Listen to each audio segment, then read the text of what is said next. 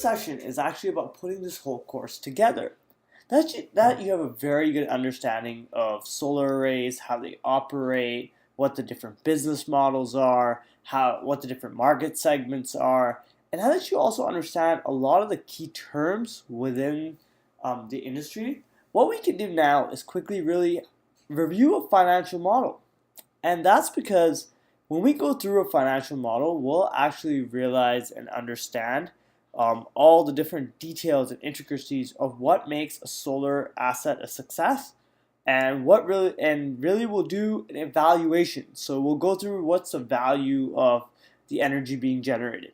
So we'll go through one of those, and we'll also look at cost metrics. So we'll also try to understand how costs are evaluated within the industry. A common term is cost per watt. You'll hear it, if you're ever listening to a shareholder talk for a public solar company, they'll be talking about it. So it's really a very, very key metric, and really defines on per every DC watt of solar installed, what is the cost of that entire site or just a specific element.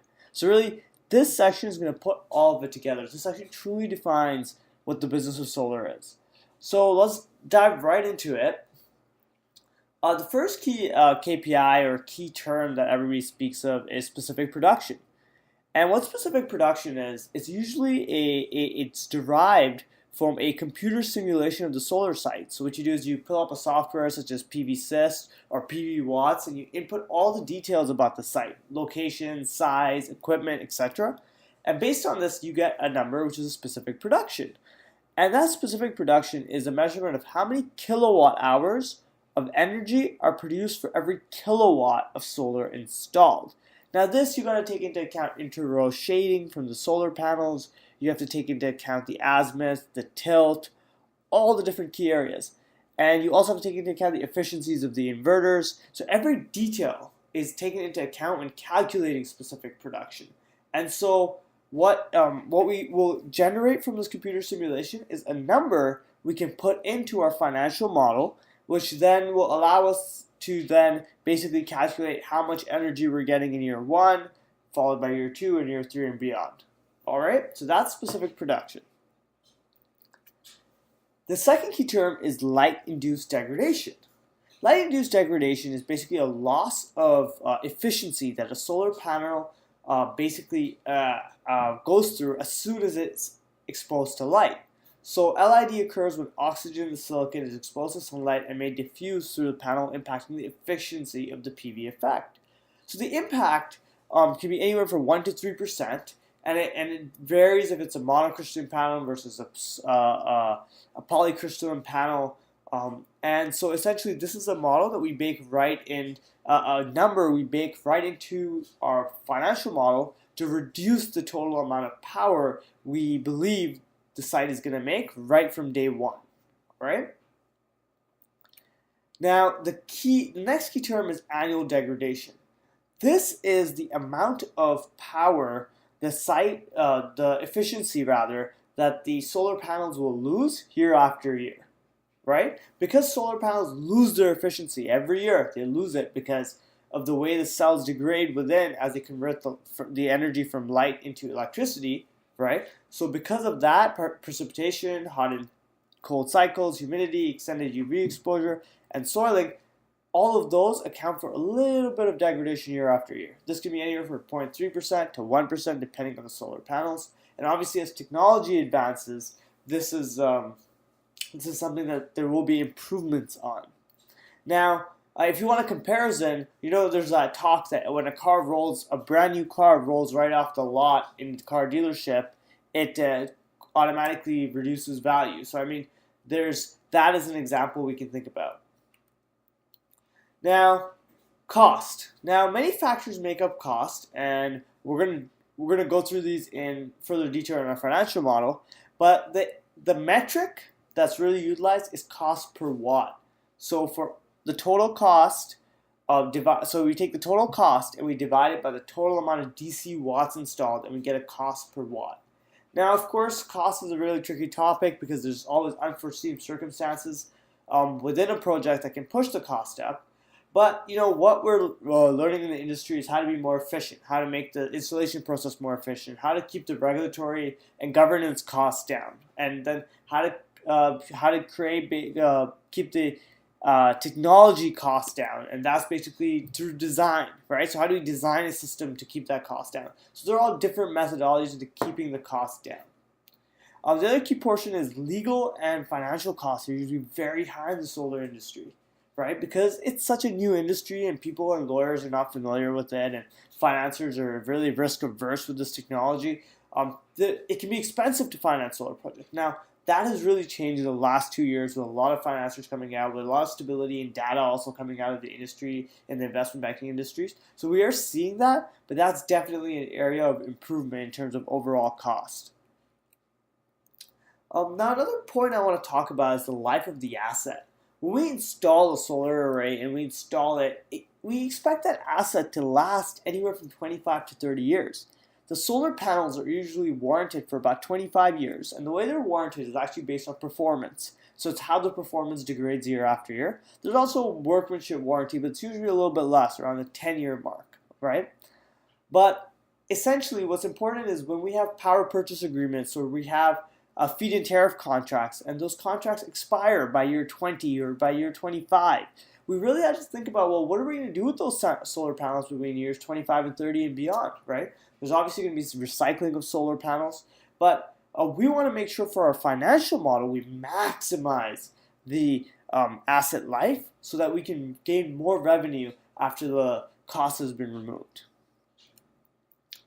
Now, what we're going to do at this point is we're going to go ahead and review a solar financial model, and we're going to go through how the KPIs fit within that model and really integrate into it. And so this is one of my favorite parts of the course, so I hope you really, really enjoy it. Take note, I have provided this financial model for you, but I would like to add a disclaimer. This is just for the tutorial purposes for the teachings of this course. Please do not use this financial model for anything professional. If you do require a proper financial model, do contact us. We can get you in touch with the right people who can get you started on one. Hello everyone, and welcome to this section called the Business of Solar Financial Model. Within this section, we're going to review a financial model that could be possibly used within the simple business model for own and operate. So just as a refresher, the own and operate business model is one in which the business owner or a residential house owner installs solar panel on their property and then uses it to offset their electricity. Now, this model that we're going to show here is just for tutorial purposes. I have provided it for your learning within your course notes, but at the same time, it should not be used for a professional project. And if you would like to request a use of this model for professional purposes, or would like further details on how to make financial models, do reach out to us.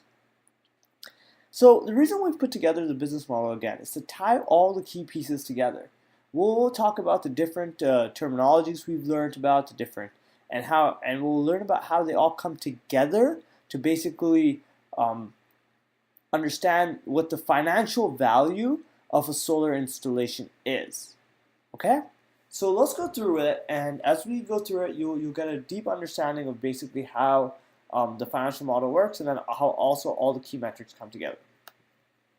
So first, the size of the system that we're going to run with is about, I want to utilize about a 10 kilowatt system, which is approximately 50 units of, let's say, a 200 watt solar module. All right, so that will be our DC project size. Okay.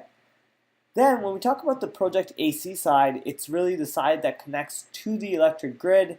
It's the size of the two inverters that are connected in this case. So that's about 8 kilowatts. Okay, so that's the AC rating of the array. Okay. Then we look at the production, which is the kilowatt hours per kilowatt. Now that is again the total amount of kilowatt hours we can produce for every kilowatt of solar we install. Now, as I previously mentioned in the previous section, the total production is based on the a simulated calculation, which includes the location, geography, tilt, azimuth, inverter efficiency, solar panel efficiency, electrical losses, etc. So it's really essentially using the irradiance data, so all the light that's available, and then adding on to it all the losses that occur based on when the energy is converted from light to electricity, to basically come up with a final number for the total amount of kilowatt hours we generate within for every kilowatt. Now, if you actually do the unit analysis on this production number, so if you cut out the kilowatts from the numerator and cut out the kilowatts from the denominator, what you're left with is really hours. And so sometimes production is also referred to as solar hours. So it's the total amount of hours that you can throughout the year that you can generate electricity for. All right, so that's about 1100 in this case. After that, what we did is that, so before we move on to the LID, let's go into this cell right here, solar production. So solar production here is really the calculation of the total DC, so the 10 kilowatt size, okay, multiplied by the production of kilowatt hours per kilowatt peak, okay? So by doing this, the numerator of 10 kilowatts canceled out the denominator of the 10 kilowatt, the kilowatt peak here, and we were left with the annual production. So this is the annual production of electricity in year one, okay? So when we look at that, so that's, 11,000 kilowatt hours, okay? And basically that is the power we're going to generate on that site based on the design of this system, okay? With that, we should introduce the light-induced degradation. So remember, we spoke about how light-induced degradation is the loss of efficiency of solar panels the first time they're exposed to light, okay? So we'll wrap that up at about 1%, which is kind of an industry norm, okay? And after that, you'll see the production has dropped from 11,000 to 10,890. So that's the loss in 1%, okay? Now after that, we'll do degradation. Degradation is the year after year loss in efficiency of the solar panels as they age. So we'll throw in an industry number into there as well, right? So about 0.7%, okay? So now we have how many kilowatt hours are being generated in year 1, in year 2, in year 3, in year 4. So we know how much electricity is being generated. So this 10 kilowatt array is generating 10,890 kilowatt hours. Now again, everyone, don't think that your 10 kilowatt array, wherever you are in the world, is going to produce the same amount of electricity. Remember, this is based on the production number that I got from the simulation I conducted for my example project, okay? Just to give you an idea, this 1100 number is for Toronto, Canada at about 5 degrees, okay? And again, there's lots of different factors into the production, and we could do a whole course on how to calculate production properly. But in the business of solar, we get these output reports, the simulation reports, and we input them into our financial models, okay? All right. After that, what we can do is we can look at the electricity rate. Now remember, this is the own and operate business model. So within this model, any electricity we're going to generate from the solar panel is going to offset electricity we have to buy from the grid, okay? So the value of this electricity is whatever the grid's equivalent of that power is, right? Now, if we're getting this electricity from a diesel generator, for example, and not the grid, we could also use that electricity rate as part of this calculation, okay? So this one, I'll just throw in an arbitrary number at 15 cents per kilowatt hour, okay?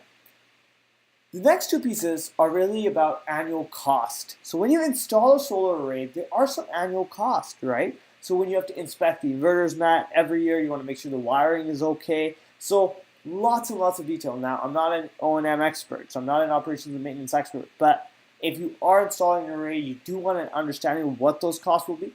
Do reach out to some technicians in your area. And again, we can connect you with those if you'd like. So reach out to us about that. So I'll put in, again, a cost that's pretty typical, okay, about $15. And some people may want to get insurance for the solar array. I mean, these are expensive investments, so you may want that insurance coverage. So we'll throw an arbitrary number in there.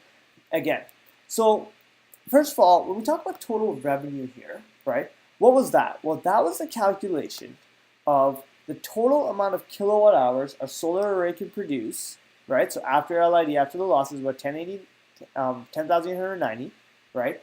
And that number multiplied by the electricity rate. So that electricity rate here is about 15 cents per kilowatt hour. So that's what this calculation is, okay? Now, if your electricity rate was changing every year, then this multiplication would have to get updated. So every year you'd have to change basically to adjust how much electricity your revenue you're going to get based on how that electricity rate number is changing.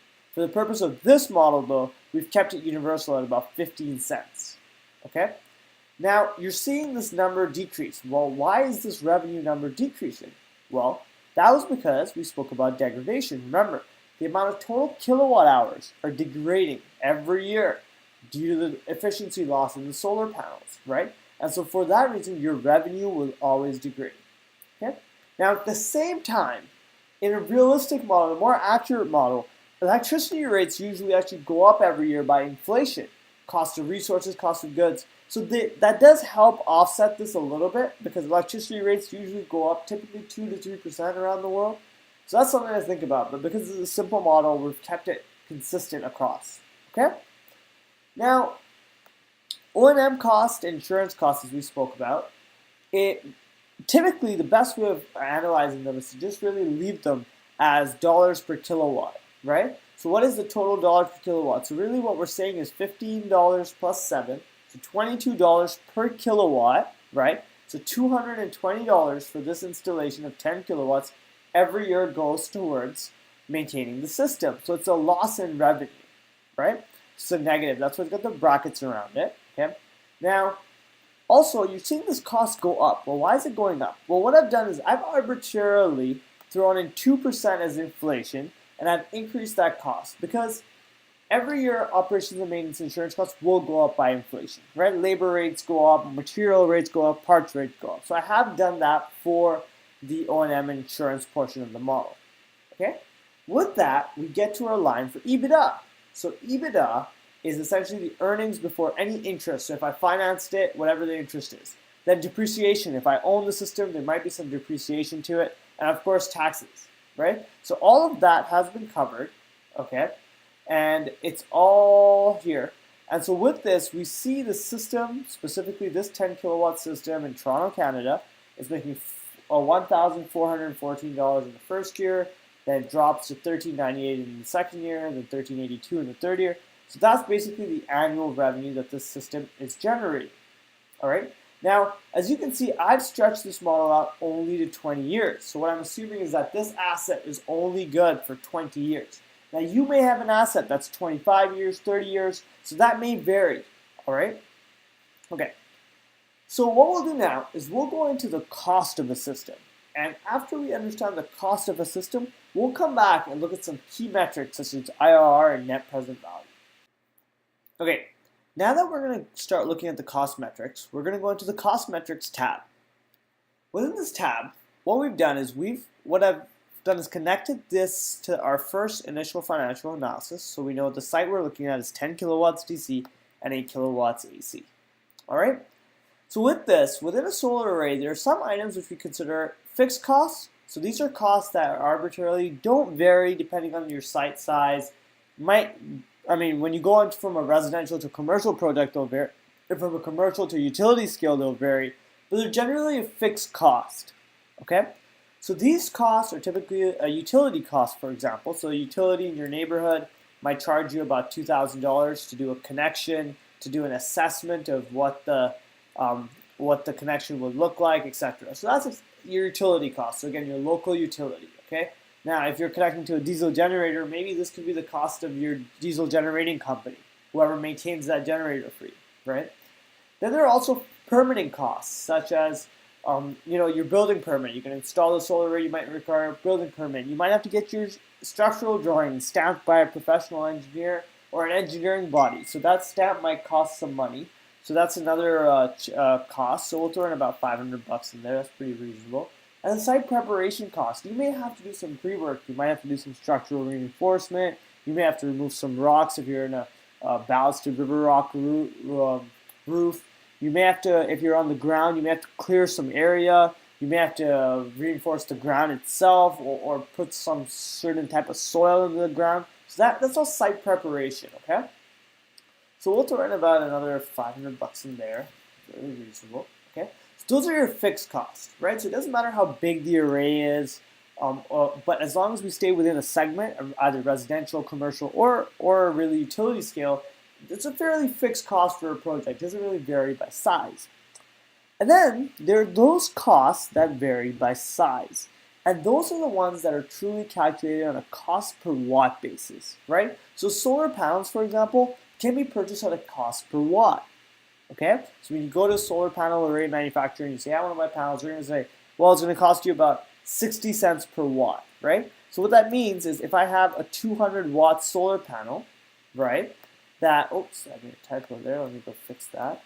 So the cost per watt, oh yeah, that's right, sorry. So 60, so this is a 60 cents per watt cost metric, right? And the total cost is going to be about, so this is going to be, no, can you believe I made a conversion error here? There you go. So 60 cents per watt multiplied by 10 kilowatts. 10 kilowatts is 10,000 watts. So 60 cents times 10,000 watts is going to be $6,000. So that's your total cost. Okay? Now solar racking is the same way. The more racking, the more solar panels we install, the more racking we're going to have to buy, right? Something to keep in mind about solar racking though is if we increase the efficiency of our solar panels, so if we increase, say our solar panel was a 300 watt panel and we bought a 400 watt panel, now we're installing more kilowatts for every panel that we install, which means there is less racking that is required, right? So if I was originally going to install, let's say a 10 kilowatt array and I was going to have 50 solar panels, if I go to a higher wattage system, higher wattage solar panel, and now I only require 40 solar panels, the cost of the racking will go down. But generally, racking is also purchased on a per watt basis, okay? Just gonna go here and fix my conversion because I accidentally did not convert everything from watts to kilowatts properly, so that's another correction here. And then the inverter. Now, the inverter is actually purchased on a per watt AC basis. So remember, inverters connect to the grid, and we measure them usually in an AC kilowatt. So it's the kilowatts that the grid side sees, right? So we're going to take that. We're going to also, so now you may also require some transformers, some other auxiliary hardware that I haven't really spoken about here, but happy to chat offline if somebody has any questions about other balance system equipment. We can get into the details. Okay. Then there's the installation cost, which is really the installing the solar panel, the racking, the inverter, connecting everything, the wires, the different disconnects that are required. That's all called balance of system. And we're going to lump all of that into the installation cost. So again, it's about 60 cents per watt. So that what that's saying is the more solar panels or the more wattage we install, the more and more expensive the site will become. Okay. So again, just so I walk everybody through, what have we done here? We've taken 60 cents, we've multiplied it by 10 kilowatts, which is really 10,000 watts, right? And so that's what's equivalent to $6,000. Okay. Now, when we build a site, we also build it so that we also want it to be commissioned, right? And basically, commissioning is doing the safety testing and running some performance testing on it to make sure that the site is operating just the way we want it to, just the way we built it. Okay, so the commissioning cost is it's usually not a high cost, but again, depends on how big of a site we're running, etc. Right? Again, I gotta fix my little conversion here. We'll do that. And again, you know what? I actually don't mind fixing this conversion on the video because it gives everybody a chance to see the formula. 10,000, so 10 kilowatts multiplied by 1,000 to get it to 10,000 watts, right? Multiplied by 10 cents. Okay, so that's $1,000. So now we're going to take this here, we're going to put dollar sign here, and make it all look pretty. All right. Now, when we're looking at this, what we're seeing, right, is that the total cost is $18,400 for the array. That means the total installation with the parts and labor is going to cost us about $18,400. So when we look at that cost per watt DC, right, so what we're trying to understand is for every watt that I install, how much is it costing me? And so what we're learning is, for this particular site, for a 10 kilowatt array, remember 10 kilowatts, 10,000 watts, it's costing us $1.84 per watt. Okay? So when we total up the cost of solar panels, the racking, the inverter, the installation cost, and the commissioning cost. Now remember we said these are variable. So the more the higher my DC cost goes, the more solar panels I install, the more, because this is priced on a per watt basis, these costs will go up, okay?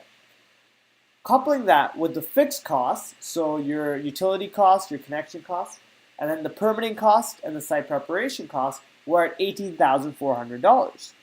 Then dividing that out by the total number of watts, 10,000 watts, we get $1.84 per watt. That is the cost per watt of this site. All right, now that we've reviewed the cost metrics and we've understood the financial model, let's combine those two of them together. So let's compare the cost of the solar system, which is $18,400 for our example system of 10 kilowatts, okay? And let's run that into an analysis. So looking at this, what we realize is that the system's costing us $18,400, okay?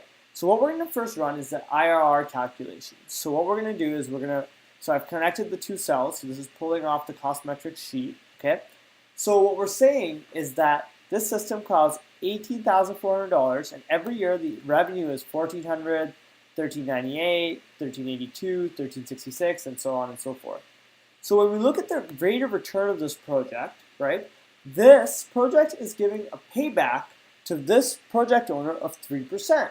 By installing this solar array, they're having a payback they're getting a return on investment of about 3%. So over the course of the project, they'll make their initial principal along with a 3% interest rate, you could say.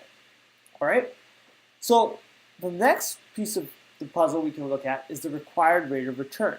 So let's say we have a project and it has a specific rate of return that we're looking for. So say if I'm a homeowner and I invest my money into some bond and I get 6 or 7%. So let's take 7%, okay?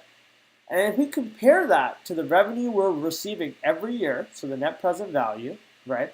So we look at the net present value of this project, okay? I'm just going to change just one little portion to this because we did mix with the negatives. So if I'm looking for a 7% number and I did a net present value, so let's look at the net present value calculation. Okay, so we look at the year-over-year revenue here. Okay, that's what cells C22 to B23 are. Then we compare that to the rate of return we're requesting, 7%.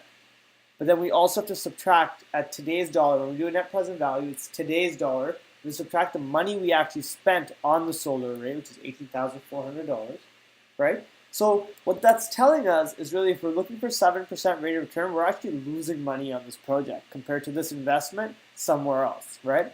Because we did the IRR calculation, what we really know is anything over 3%, we're not going to make a positive net present value, right? So if I put in 2% though, if I was okay making 2%, then I've made a good investment, okay? So that gives you an overall idea of a financial model and the own and operate model within the solar array. So what we learned from reviewing this model is we learned what the implications of each of the different key metrics are, right? So for example, the higher the production, so if I were to increase the production, say to 1200, right? And come back, whoa, look, my model's rate of return goes higher. So the higher the solar production, the more energy I'm producing, the higher rate of return I'm getting in the project. So that's one connection. The other connection is the lower the degradation, the more revenue I'm making. So if, let's say I buy a solar panel with less LID. Well, suddenly, look at the way my production increases, right? It goes all the way up to 11,916. So I've lost less energy because of light-induced degradation. Degradation is key for this because degradation is year after year. So the effects of it are quite large. So if I drop this number down to 0.5%, for example, right, we see there's a year-over-year decrease. The same can be said about electricity rate. If I can offset a higher electricity rate, right, then the value of my project continues to rise. The rate of return is now 8%, right? Conversely, if I go into my cost metrics and I reduce the cost of my site, so let's say I can buy solar panels for 50 cents, right? Or I can lower the utility cost. I can negotiate with my utility and lower it to $1,500, right? Notice how my cost per watt dropped from $1.80 all the way down to $1.84 to $1.69, right? So my costs have dropped. Now when I come back and I review the model, whoa, look at the rate of return of this project now. Now it's 9%, right? So we see that all these key parameters have an effect on the project valuation, right? So the key metrics such as production, degradation, insurance, and O&M, they all have a part to play in this story, okay? And you can build a project and evaluate the different cost metrics and the key parameters to really determine where do those parameters need to be to hit your desired rate of return for the project, okay? With that, we're going to summarize on the financial model, and we're going to go back to our slides and quickly review what we've learned. Within this section, we reviewed the financial model along with the key performance indicators of a solar array. What we realized was that by adjusting some key parameters such as specific production, LID, and degradation, we can have an effect on how much revenue our solar array is generating. By having lower specific production, we're going to lower our overall revenue. Conversely, when we look at the cost of a project, the lower cost we have of a project, which is measured in dollars per watt overall, the more it will allow us to utilize the revenue we generate from generating the electricity or offsetting our electric bills to have an overall higher return of a solar project. What I'm trying to say here is that these are the key parameters when you're looking at a project that can be adjusted to affect your financial return. If you have any further questions about the financial model or would like to understand anything more about these key terms, please do reach out to us. This is a complicated topic and we'd be happy to provide any additional material or notes to clarify further.